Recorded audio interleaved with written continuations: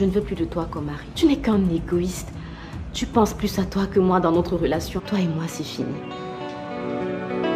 Kim a enfin prise la meilleure décision de sa vie en quittant Austin. Ça y est, Doudounette et Doudounet, c'est enfin fini. Et c'est bien fait pour Austin. Je trouve que Kim ne lui a même pas assez fait fort. La rupture était beaucoup trop douce à mon goût, mais on va dire qu'elle est à l'image de Kim. Même son retour, les gars, dites-moi ce que vous en avez pensé, mais je m'attendais à un retour un peu plus boum, un peu plus choquant. C'était juste trop soft, quoi. Et c'est toujours pareil en ce qui concerne les femmes. Lorsqu'elles ont l'occasion de faire fort à leur mari, bah c'est jamais assez fort. On constate que les crimes, les infidélités des hommes sont beaucoup plus blessantes que lorsque les femmes font des erreurs, quoi. J'espère que Austin va souffrir beaucoup plus que ça. Dans les extraits des épisodes à venir, on a vu que Austin était tout de suite allé voir Passy pour essayer de comprendre ce qui s'est passé, parce qu'il pense que Passy a beaucoup influencé Kim dans sa prise de décision. Austin va bien sûr essayer de reconquérir Kim à chaque fois, mais j'espère qu'on aura plus que ça, qu'il souffrira plus que ça, parce que ça va être répétitif là. Ça nous rappelle un peu Piwele et du coup on n'est pas très satisfait. En tout cas personnellement je suis pas très satisfaite de cette rupture. Il faut que cette rupture soit définitive. Franchement, si Kim se remet avec Austin, pour moi cette série sera une grosse blague, hein, clairement. Karine, de son côté, ne compte pas lâcher l'affaire avec Austin. Attends, il peut pas venir et partir de sa vie comme bon lui semble. Karine a eu un coup de foudre en ce qui concerne Austin. Elle est tombée amoureuse de lui très rapidement parce qu'il l'a manipulée. Il a réussi à gagner sa confiance. Du coup, elle a du mal à se rendre compte que c'est déjà fini aussi vite que ça a commencé, quoi. Karine, on sait qu'elle est capable de tout pour obtenir ce qu'elle veut. On l'a vu avec Georges. Une chose est sûre, c'est que Karine aura sûrement un plan. Qu'est-ce que vous en pensez? Tu comprendras à tes dépens qu'on ne joue pas avec n'importe quelle fille. Et je te promets que tu auras de mes nouvelles. Imbécile. Et Kindy et Paul sont de nouveau venus chez Austin pour demander pardon parce qu'ils ont eu la nouvelle que Kim était de retour. Et heureusement pour eux, Kim et Austin leur a accordé leur pardon. En même temps, ils n'avaient pas le choix. Ils ont tellement été effrayés par les voix de bébé qu'ils ont accordé leur pardon par défaut en mode ok, c'est bon, on vous pardonne. Ok, on vous accorde le pardon. Bataille de ma chance. Et Kindy et Paul, qui pensaient être finalement débarrassés de toute leur malchance, ont été hyper déçus lorsque les voix de bébé ont recommencé. Et oui, ce qu'ils oublient, c'est qu'il y a encore Kendo, la sœur de la défunte Mélanie. Il va falloir demander pardon à Mélanie aussi et à toute sa famille, parce que Kindy ne s'entendait pas très bien avec elle. On se souvient, dans la saison précédente, elles se sont beaucoup battues. Donc ce sera à son tour de demander pardon, parce que concrètement, elle n'avait plus rien à se reprocher en ce qui concerne Kim et Austin. C'était plutôt à Paul de demander pardon. Maintenant, c'est à son tour avec Kindy de confronter les personnes qu'elle a blessées, donc d'aller voir Kendo et sa famille. Et à mon avis, ça va être difficile vu le caractère de Kendo là. Et elle veut que de la vengeance. C'est sûr qu'elle n'acceptera jamais leur pardon.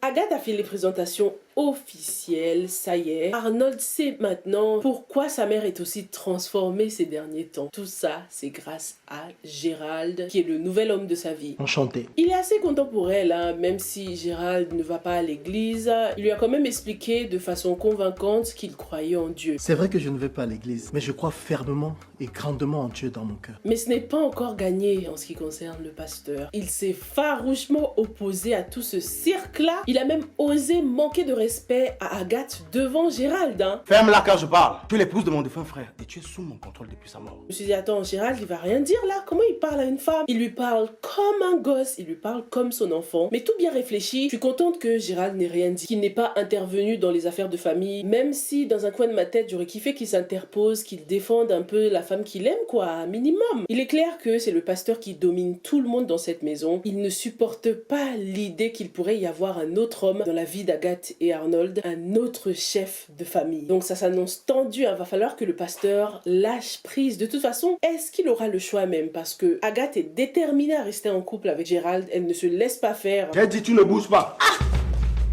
Tu me laisses tranquille. Elle n'écoute même pas le pasteur, il n'a pas son mot à dire dans ses affaires de cœur. Du côté de Piwele, les amis, c'est un homme changé. Petit à petit, il mûrit, et il est allé même jusqu'à demander pardon à Passy et à toute sa famille. Pardon pour mes méchancetés et tout le mal que j'ai bien pu vous faire durant ces dernières années. C'était vraiment bien de sa part, mais comme je le dis depuis le début, un peu trop facile pour les hommes. Faut toujours qu'ils viennent demander pardon, pleurer, et puis on fait table rase. Non, faut qu'ils souffrent autant que les femmes souffrent dans cette série. Du coup, ça y est, hein, tout le monde l'a pardonné, la famille s'entend bien maintenant. Je m'attendais à ce qu'au moins une personne soit toujours contre Piwele, mais bon, toute la famille lui a pardonné, même Monsieur Mbarga qui le taquine toujours un petit peu, mais rien de méchant quoi. Le recteur de Pakoti reconnaît la valeur de ma fille. Continuez à regarder hein, parce que la série n'est pas encore finie. On verra bien si Piwele va réellement récolter son karma parce que tout est trop beau pour lui pour l'instant. Il a de nouveau envie de se marier, envie de fonder une famille, d'avoir une stabilité émotionnelle pour le bonheur de Miranda et de la mère de Piwele. On est à 3 jours du mariage les gars et Piwele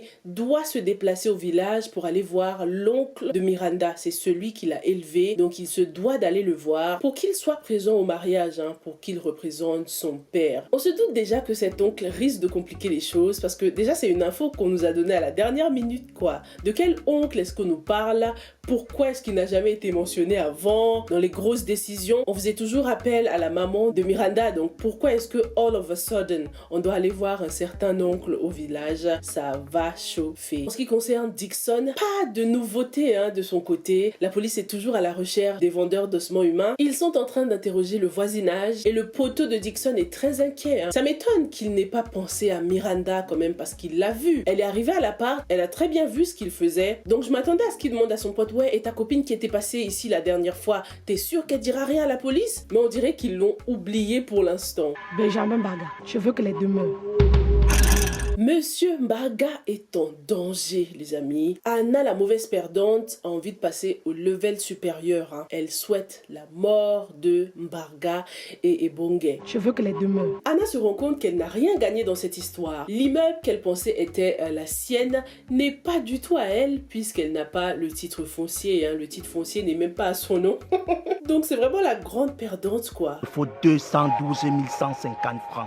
C'est pas un problème, il y a l'argent. Franchement, si elle prenait juste un quart de tout l'argent qu'elle donnait au marabout là pour se construire un petit business, elle serait loin à cette heure-ci. Anna a le seum que Benjamin Mbarga ose lui refuser de l'argent. Ils se sont encore vus, hein. D'ailleurs, je me suis dit, mais pourquoi ce mec continue à l'avoir tout seul? Moi, je sais que quelqu'un est aussi diabolique, mais jamais de la vie je te rencontre tout seul. Je viens toujours avec déjà ma femme ou mes enfants. S'il était venu avec Passy là, peut-être que les choses auraient été différentes. Non, il s'est pointé tout seul dans leur lieu habituel. Hein, pour la rencontrer. Il a proposé de lui donner 10 millions hein, pour qu'elle sorte de sa vie, mais Anna voulait plus. Elle voulait 50 millions et c'était un hell to the no pour Monsieur Mbarga. Il a dit, tu n'auras rien de tout. De toutes les façons, je te donnais même cet argent à contre-cœur.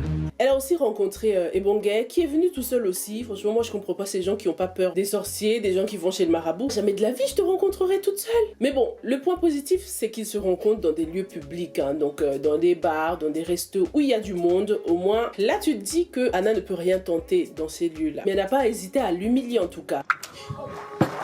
Elle a demandé à ce que Monsieur Mbarga meure en premier. Le marabout lui a confectionné un certain remède. Il lui a donné des indications très très strictes. Elle doit mettre le remède dans de l'eau. Tu secoues fortement avant d'aller verser le contenu devant la barrière de Monsieur Mbarga en prononçant son nom 11 fois. Il faut impérativement que Anna soit toute seule en faisant cela. Si quelqu'un la voit, il faut qu'elle aille se laver dans les 5 minutes qui suivent. Sinon, le remède se retournera contre elle, c'est-à-dire qu'elle va mourir. Et est-ce que vous pensez que Anna va mourir? Je kiffe le personnage, je veux pas qu'elle meure, je veux qu'elle continue à embêter les gens. Ou même pourquoi pas qu'elle trouve la paix même pour une fois. Hein? Anna aussi a droit au bonheur, elle a trop souffert. Celle qui souffre aussi en ce moment, c'est Sophie. Malgré les prières du prêtre congolais qui est passé, les mauvais esprits continuent à rôder chez elle. Bill a proposé d'aider Sophie. Hein. Impossible pour lui de rester sans rien faire lorsque la femme qu'il aime est en train de souffrir. Sophie ne voulant pas retourner au village, il a proposé qu'elle aille à l'hôtel, hein, qu'elle y reste pendant quelques jours, le temps que les esprits se calment. Et bien sûr, les charges seront assez frais. Tout le monde commence à reconnaître le bon cœur de Bill. Pendant cette saison, ça a vraiment été le papa, l'homme exemplaire. Il est même allé voir Roger pour lui dire de laisser Sophie tranquille. Écoute-moi très bien, petit clébard. Atataka t'attaquant à la mère de mes enfants, ça veut dire que tu t'attaques à moi. J'ai bien aimé cette confrontation, même si j'avais peur aussi pour lui. Hein. Moi, jamais de la vie, je viens tout seul confronter des gens comme ça. Mais bon, Roger aussi était dans un lieu public, donc ça allait. C'était courageux de la part de Bill d'aller le confronter pour que Roger sache qu'il y a des gens qui soutiennent Sophie, qu'elle n'est pas toute seule face à cette bataille. Une fois à l'hôtel, les esprits continuent de suivre Sophie, s'il vous plaît.